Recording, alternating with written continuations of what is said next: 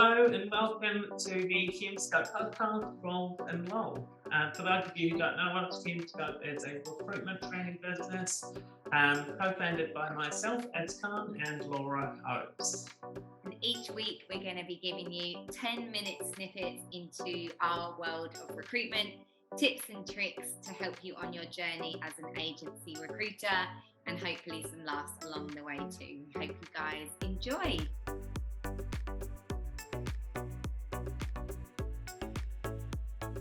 Welcome to Rolls and Lows with Ez and Laura. Oh my God, guys, I have to just tell you what Ez just did, right? He just typed into his laptop just one word, the word jokes, and he's now Googling jokes that he might be able to tell on this episode. I'm gonna start with a joke of this one. What's the best thing about Switzerland? I don't know, but the flag is a big plus. Oh my God. I want to die. Let's do one more. I invented a new word. It's terrible. Plagiarism.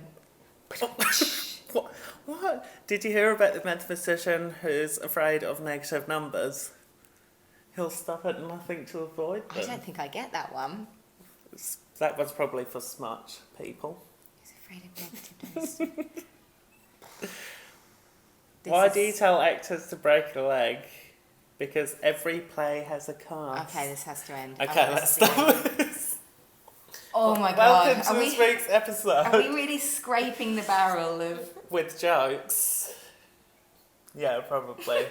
Turns out we're not that funny. We should have just called this podcast Rolls and no lols. Look, I think we're funny. But this week, we're talking about authenticity.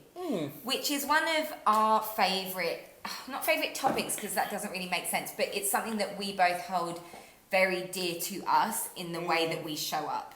And also, I think we attribute a lot of our success to being authentically us. Yes. Oh, 100%. I feel like the very backbone of Hume Scope is realness and authenticity. I feel like these podcasts... Like these, we don't prepare for these. These aren't constructed, strategic. Like, look at it, it's a mess. Could you imagine if we told people they were constructed and strategic? They'd be like, oh God, you guys are awful. This is the best you've got.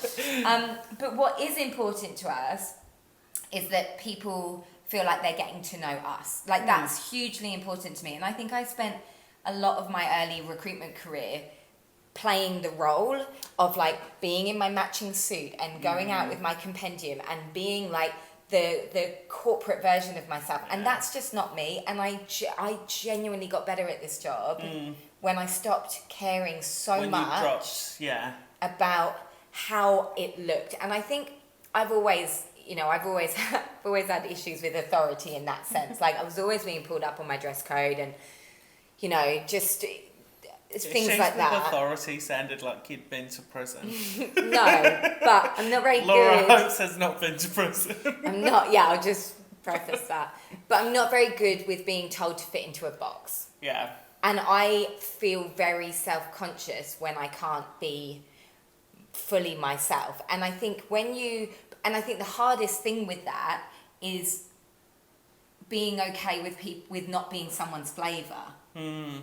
I actually can't imagine you not being yourself. Like you've told me back in the day when you were an agency suit and you would have to put on your suit and compendium. I'm like, I just can't imagine you doing it. Yeah. And I feel like it would have made you die a little inside. Yeah, it did. And it made me not embarrassed, but it did. Like the association of being a recruiter, and dressing in a certain way and all of that. Like that's just not. Like, that was never an element of the role that I really enjoyed, like, the showiness of, like, being in your best suit, and, like, that just was never me. Like, I genuinely have always just loved placing people in roles, and honestly, like, being told that I'm doing a good job. Like, I've always preferred that to even the money, like, just feeling like I've done a good job. And often I would go into businesses, and it'd be like, why do I have to put on a facade? Like, I know I can do a good job for you.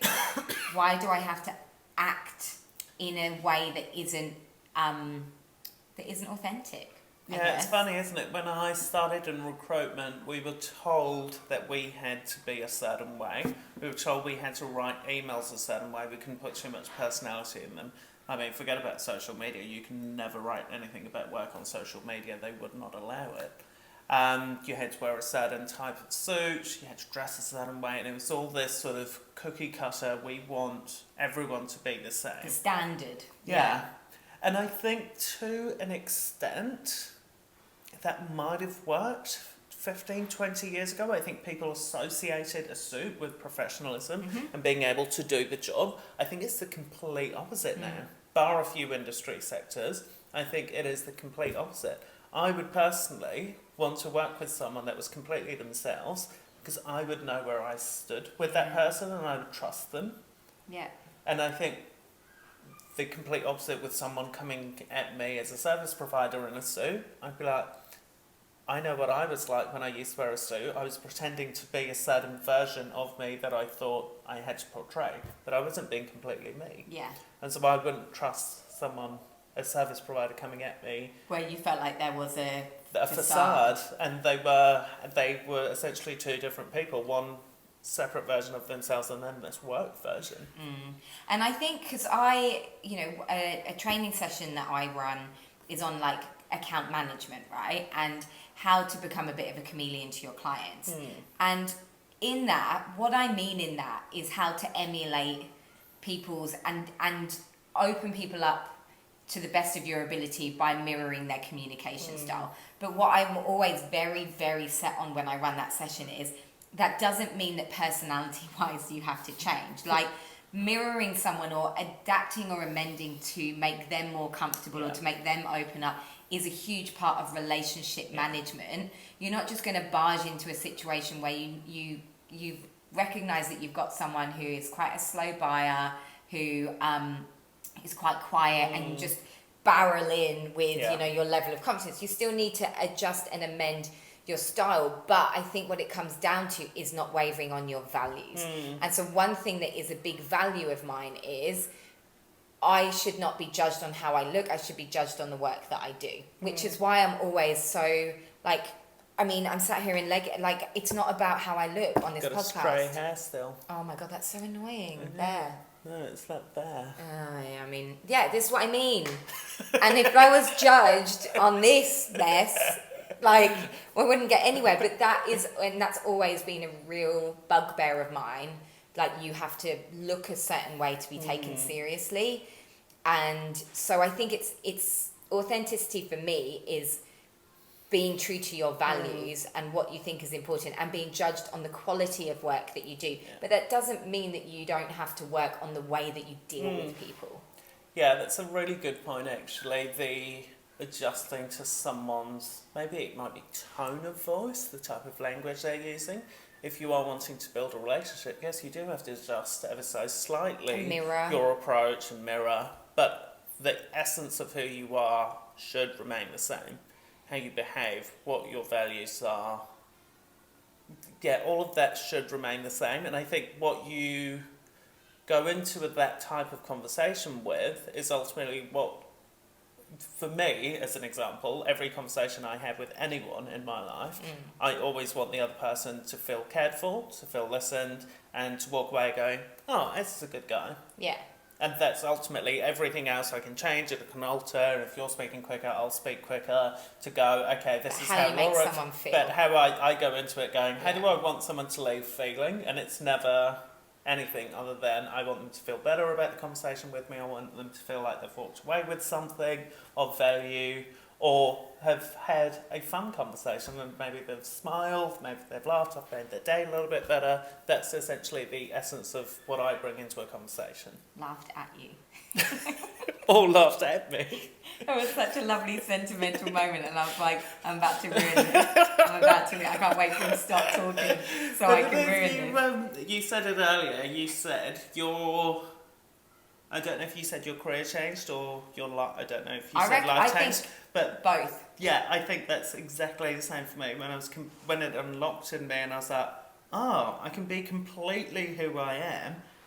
And I don't really care if some people don't like me because the ones that will like me, they will be the ones that I want to work with anyway. And it was completely free. So I was like, oh, cool. I don't have to wear a dumb suit and a weird tie. To work with the people I want to work with. Yeah, because that will only attract the people that I don't want to work with anyway. So this actually makes my life a lot easier. I get to speak with more people that I actually want to speak with and engage with. I think for some people, and I certainly had this experience, when you do that though, there is this sense of vulnerability of when I am then being my true self. If people don't like that, that means people don't not like the suit, they actually don't like me. Do you know what I mean? Like, there will be people who have tried to listen to this podcast and been like, she does my head in. Yeah. And or Ezra's got that whiny little voice. I'm Ez.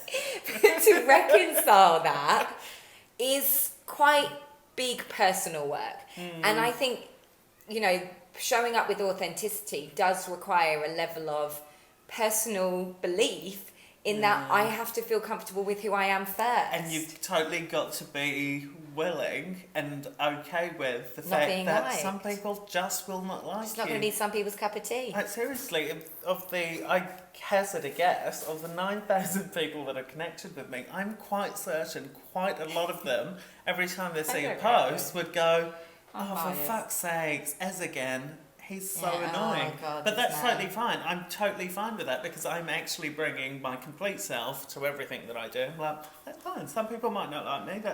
You can't please everyone. You've got to be okay with that part because you're completely right. I'm so glad you brought that up. Without that part, I would imagine it'd be really crushing because then you're actually then taking it really personally. It's not your facade that they don't like. It's actually they don't like you. Yeah, ouch. Like, how much does that hurt? And, you know, some people go, oh, I'm like Marmite or I'm like Vegemite. We all are. Yeah. Like, we all are polarising for many other reasons. And often it's people's own mirrors or experience that make that for us. But there is, you know, your relationships with your clients, with your candidates, with your peers will be all the more stronger for it, because 100%. When you develop that personal connection with someone and show that level of vulnerability, that's when we start to get to true relationship. You know, that's when you can fuck up an account. That's when your candidate might drop out 3 times in a row, but your client knows you and trusts you, and they trust your intentions because you're not hiding behind a facade. And so you bought yourself kind of grace in a lot of sense, and that relationships have to be reciprocal in that way. And if you sit with your clients under behind the facade, you normally are in that master servant dynamic because you're treating them like a client on a pedestal and they're treating you like a service provider because there's no personal connection. Yeah, so true. I loved this episode. I know. I was so worried at the start of this. You should have seen his face. I had no idea what to talk about. I was like, right, authenticity, and he just grimaced. Yeah, because most of these episodes we go in, we've just got the title, and I'm like, yep, good to go. Yeah, this one, I was like, I don't know. So much so that you felt the need to Google jokes just to buffer this episode with something. Okay. Be yourself, team. Yeah. See you next week.